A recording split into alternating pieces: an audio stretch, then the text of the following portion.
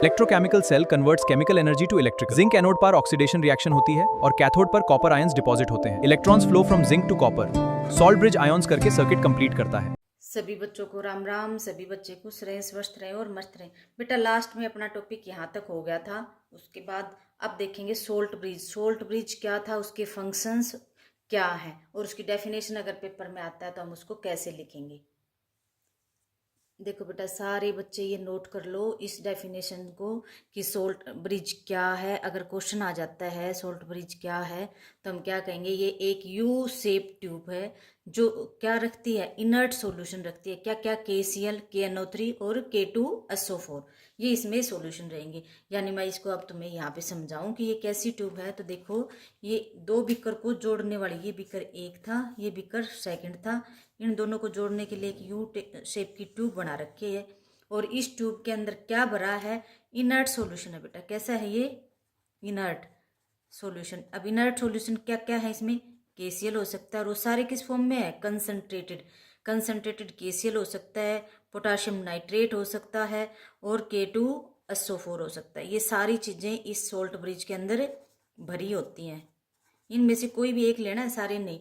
और ये अपने पास इलेक्ट्रोड बना रखी थी हमने और इसको यहाँ एमीटर लगा के जोड़ रखा था। मेन फंक्शन अभी हम सोल्ट ब्रिज का देख रहे हैं। अब ये सोल्ट ब्रिज क्या क्या काम करेगा, एक तो इसने इलेक्ट्रिकली पूरा सर्किट क्या कर दिया, कंप्लीट कर दिया। दूसरे इसने क्या किया, इलेक्ट्रिकल न्यूट्रलिटी भी प्रोवाइड कर दी दोनों सॉल्यूशंस के। और इसको तीसरा क्या है, इसने इसको मिक्सअप भी नहीं होने दिया। तो पेपर में आता है तो तुम्हें ऐसे लिखना। और पूरी डिटेल पिछली वीडियो में मैंने तुम्हें दिखा दी थी और कैसे तुम्हें डायग्राम बनाना है एक बार ये भी दिखा देती हूँ।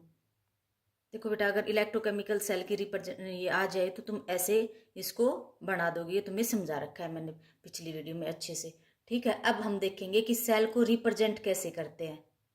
अब देखो बेटा ये अपने पास कोई भी इलेक्ट्रोकेमिकल सेल है, इसको रिप्रेजेंट कैसे करेंगे। रिप्रेजेंट करने के लिए सबसे पहले क्या करेंगे, हम लेफ्ट बीकर को लेंगे। लेफ्ट में हमेशा क्या रहेगा, ऑक्सीडेशन रहेगा। लेफ्ट बीकर में हमारे पास क्या रिएक्शन है, यहाँ पे ये रिएक्शन देखेंगे बेटा। ये देखो ये इसकी रिएक्शन। रिएक्शन में क्या हो रहा है हमारे पास कि जो जिंक है वो जिंक 2 पॉजिटिव में चेंज हो रहा है और 2 इलेक्ट्रॉन, यानी हम कहेंगे ये रिएक्टेंट है जिंक। और ये किस में कन्वर्ट हो रहा है, ये जो लाइन दिखा रखी है ये बिकर को दिखा रही है बेटा। और ये इसका प्रोडक्ट क्या बना रहा है, ये जिंक 2 पॉजिटिव। कौन सी फॉर्म में है, ये एक्वस फॉर्म में। उसके बाद हम 2 लाइन रिप्रेजेंट कर रहे हैं। ये 2 लाइन है, ये 2 लाइन क्या रिप्रेजेंट कर रही है बेटा, ये 2 लाइन हमारे पास रिप्रेजेंट कर रही हैं सोल्ट ब्रिज को। किसको रिप्रेजेंट कर रही है, सोल्ट ब्रिज को। उसके बाद जो राइट बिकर है, यानी शुरू में हमने क्या लिखा है यहाँ पे, लेफ्ट बिकर की रिएक्शन, लेफ्ट बिकर। और उसके बाद जो इधर क्या लिखेंगे, राइट बिकर। राइट बिकर में हमारे पास क्या क्या है वो देखते हैं। राइट बिकर में क्या है, रिएक्टेंट। राइट बिकर में देखो बेटा कॉपर सल्फेट का सॉल्यूशन था, यानी कॉपर 2 पॉजिटिव 2 इलेक्ट्रॉन लेके कॉपर में चेंज हो रहे हैं। तो हम लिखेंगे कॉपर 2 पॉजिटिव और किस में चेंज हो रहे हैं, प्रोडक्ट क्या बना रहे हैं, कॉपर। ये भी एक्वस फॉर्म में था और ये किस फॉर्म में आ गया, सॉलिड में। और ये किस क्या था हमारे पास, सॉलिड फॉर्म में। ये सेल रिप्रेजेंटेशन है बेटा। ये कई बार पूछ ली जाती है पेपर में। और थोड़ा बहुत अगर तुम्हें ना दिखता हो तो कमेंट सेक्शन में डाल दिया करो कि अच्छे से क्लियर से नहीं दिख रहा। ठीक है, आगे अब हम देखेंगे बेटा। अब इस टॉपिक पे आते हैं वापस से कि क्या है, कैसे होता है। क्योंकि अगर मैं सीधा ये सोल्ट ब्रिज जिंक इलेक्ट्रोड ये बताती तो तुम्हें ये पेज समझ में नहीं आता। अब हम 12th की NCERT पे वापस आते हैं। लाइन टू लाइन एक्सप्लेनेशन आपकी रहेगी। सबसे पहले है डेनिन सेल। डेनिन सेल क्या है, डेनिन एक सेल है जिसके अंदर जिंक एज ए इलेक्ट्रोड लेंगे। जिंक सल्फेट का हम इलेक्ट्रोलाइट सॉल्यूशन ले लेंगे। इधर क्या लेंगे, copper as electrode, copper sulphate का सॉल्यूशन, बीच में सोल्ट ब्रिज लगा दिया। और ये क्या बन जाएगी हमारे पास, करंट जिंक से कॉपर की ओर सॉरी इलेक्ट्रॉन जिंक से कहाँ जाएंगे, कॉपर की ओर। ये पिछले वीडियो में अच्छे से समझा रखा है इसलिए मैं दोबारा लिख नहीं रही बेटा यहाँ पे। अब उसके बाद इसमें क्या प्रोड्यूस होगा बेटा, केमिकल एनर्जी से इलेक्ट्रिकल एनर्जी प्रोड्यूस होगी। कंसंट्रेशन, अच्छा इसका वोल्टेज कितना आएगा, 1.1 वोल्ट। ये भी समझाएंगे कि कैसे आ रहा है। उसके बाद गैल्वेनिक सेल क्या होती है, कहता है जिंक और कॉपर सल्फेट के अलावा, यानी जिंक इलेक्ट्रोड और कॉपर इलेक्ट्रोड को यूज करने के अलावा और दूसरी जितने भी मेटल की इलेक्ट्रोड यूज करेंगे और उसमें जो इलेक्ट्रिकल एनर्जी प्रोड्यूस करवाते हैं केमिकल एनर्जी से, उसको हम क्या बोलेंगे, गैल्वेनिक सेल या वोलेटिक सेल। अभी वो आगे देखेंगे। अब पहले ये समझ लेते हैं ये क्या इसने कह रखा है, क्योंकि ये किस लिए करवा रही मैं, कई बार पेपर में केस स्टडी बेस्ड क्वेश्चंस इधर से बन जाते हैं, इसलिए तुम्हें ये देखना है।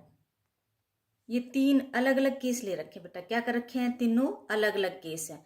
तो यहाँ पर बिकर लगा रखा है, ये सारी चीजें अब मैं तुम्हें कॉपी में करवाती हूँ। देखो बेटा, उसमें 3 कंडीशन दिखा रखे हैं। एक कंडीशन में क्या दिखा रखा है कि जो हमारे पास जो भी इंस्ट्रूमेंट था उसके ऊपर हमने एक्स्ट्रा बैटरी अप्लाई कर दी। क्या कर दिया, एक्स्ट्रा बैटरी अप्लाई कर दी, और जिसकी वोल्टेज कितनी है, कहता है जिसकी वोल्टेज 1 वोल्ट से भी कैसी है, कम है। यानी जो एक्सटर्नल हमने ये वोल्टेज अप्लाई की है वो कितनी है, 1.1 से भी कम है। तब क्या क्या कंडीशंस होंगी। देखो बेटा, सबसे पहले हम ये ले रहे हैं केस नंबर 1। इसमें क्या कर रखा है, जो एक्सटर्नल हमने बैटरी लगा रखी है उसकी वोल्टेज कितनी है, 1.1 वोल्ट से कम है। जब 1.1 वोल्ट से कम है तो क्या होगा हमारे पास, हम क्या कहेंगे, जो करंट है वो जैसे फ्लो कर रहा था वैसे ही फ्लो करता रहेगा, जैसे नॉर्मल हमारे पास था। तो 2 कंडीशंस हमारे पास निकल के आएंगी। पहला हमारे पास क्या रहेगा कि जो इलेक्ट्रॉन है वो कहाँ से कहाँ मूव करेंगे, इलेक्ट्रॉन मूव फ्रॉम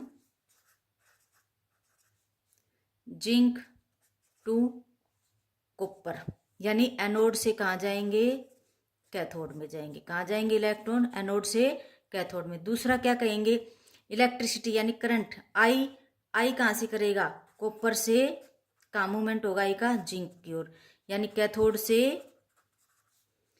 एनोड की ओर जाएगा और रिएक्शन होती रहेगी। दूसरी कंडीशन है बेटा, दूसरी कंडीशन देखो क्या कहती है। दूसरी कंडीशन में हम देखेंगे, ये देखो ये दूसरी कंडीशन है।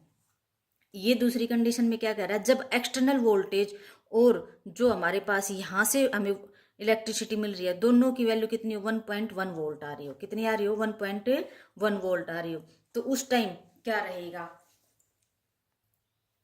देखो बेटा, एक्सटर्नल हमारे पास किसके बराबर है, 1.1 वोल्ट के। तो कहता है इक्विलिब्रियम की स्टेज आ जाएगी, ना तो इलेक्ट्रॉन फ्लो करेंगे, क्या है, ना तो इलेक्ट्रॉन फ्लो करेंगे, इलेक्ट्रॉन का मूवमेंट खत्म हो जाएगा, जिंक से कॉपर की ओर नहीं जाएंगे अब वो। और दूसरी बात हमारे पास जो आई है, करंट है, वो भी फ्लो नहीं करेगा, कहाँ से, कॉपर से जिंक की तरफ, ये भी फ्लो करना बंद कर देगा। तो इस स्टेज को हम क्या बोलेंगे, ये इक्विलिब्रियम आ चुका हमारे पास। क्या आ चुका है, इक्विलिब्रियम, कि ना कोई इधर से उधर जाएगा ना उधर से इधर आएगा, ना तो इलेक्ट्रॉन फ्लो करेंगे और ना ही कोई केमिकल रिएक्शन होगी। अब ये काम ही नहीं हो रहा तो हम क्या कहेंगे, यहाँ पे कोई भी केमिकल रिएक्शन नहीं हो रही, नो केमिकल रिएक्शन, कोई भी केमिकल रिएक्शन नहीं हो रही है। ये तुम्हें याद रखना है, ठीक है। तीसरी कंडीशन है, क्या है बेटा, देखो, अगर कहता है एक्सटर्नल जो हमने बैटरी लगा रखी है उसकी वोल्टेज 1.1 वोल्ट से ज़्यादा है। अब 1.1 से ज़्यादा होगी तो बेटा उल्टी गंगा बहनी स्टार्ट हो जाएगी। क्या हो जाएगा, उल्टी गंगा बहनी शुरू हो जाएगी। जो एनोड थी जिंक रोड वो कैथोड में चेंज हो जाएगी, और जो कैथोड थी कॉपर रोड वो किस में चेंज हो जाएगी, एनोड में चेंज हो जाएगी।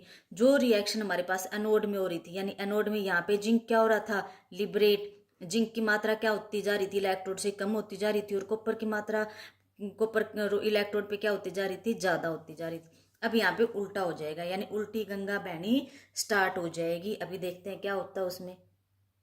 थर्ड केस लिख देते हैं। थर्ड केस क्या बना अपने पास, अगर एक्सटर्नल वोल्टेज हमारे पास क्या है, external voltage is greater than 1.1 volt, इससे ज़्यादा है, तो क्या होगा, उल्टी गंगा शुरू हो जाएगी। क्या हो जाएगा बेटा, उल्टी गंगा बहनी स्टार्ट हो जाएगी। कहावत सुनिए ना, उल्टी गंगा बहनी स्टार्ट। अभी उल्टी गंगा क्या थी, यानी हमें ये याद रखना है कि जो एनोड था, जो हमारे पास, वो किस में चेंज हो जाएगा, कैथोड, और जो कैथोड था वो किस में चेंज हो जाएगा, एनोड। पहले जो हमारे पास ये था बेटा बिकर, ठीक है, ये तो बना के समझाई देते हैं। ये बिकर थे, इधर हमारे पास रोड लगी हुई थी, वो जिंक की रोड थी। इधर जो रोड लगी हुई थी वो किसकी थी, वो कॉपर की रोड थी। ये कॉपर की है, ये जिंक की है। पहले वाले में जिंक क्या हो रहा था, लिबरेट हो रहा था, लेकिन अब क्या होगा, देखो यहाँ पे एक्सटर्नल हमने बैटरी लगा रखी है और इसको जोड़ रखा है। अब ये कह रहा है ये जो पहले लिबरेट हो रही थी अब ऐसा नहीं होगा, जिंक सल्फेट में से जिंक आयन आके यहाँ पे डिपॉजिट होने शुरू हो जाएंगे, ठीक है। यानी अभी क्या बन गई, ये कैथोड बन गई। क्या बन गई बेटा, ये कैथोड। और ये एक बार दिखाने के लिए क्या लगा देते हैं यहाँ पे, सोल्ट ब्रिज भी लगा देते हैं। यहाँ कॉपर सल्फेट का सॉल्यूशन था और कॉपर सल्फेट के सॉल्यूशन में क्या हो जाएगा बेटा कि जो कॉपर है वो कॉपर यहाँ से लिबरेट होके, यानी कॉपर जो है कॉपर 2 पॉजिटिव में चेंज हो जाएगा। कहाँ चेंज हो जाएगा? कॉपर 2 पॉजिटिव और 2 इलेक्ट्रॉन। कॉपर का क्या होने लग गया यहाँ पे? ऑक्सीडेशन। और जिंक का क्या हुआ? जिंक जो है 2 पॉजिटिव 2 इलेक्ट्रॉन लेगा और किस में चेंज हो जाएगा? जिंक सॉलिड में।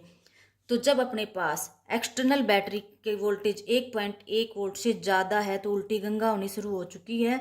जिंक जो है डिपॉजिट होना शुरू कर जाएगा और कॉपर जो है वो लिबरेट होना शुरू कर जाएगा। ये तुम्हें याद रखना है, ठीक है? तो ये पॉइंट तुम याद रखोगे। और करंट की डायरेक्शन क्या हो जाएगी बेटा? देखो इलेक्ट्रॉन अब कहाँ से जा रहे हैं? इधर से जा रहे हैं, तो करंट क्या हो जाएगा? इसके अपोजिट साइड में, यानी अब करंट का फ्लो कहाँ से कहाँ हो जाएगा? जिंक से कॉपर की ओर। अब इसके पॉइंट लिख लेते हैं तीनों। पहला पॉइंट है electron moves from copper to zinc, और आई करंट फ्लो फ्रॉम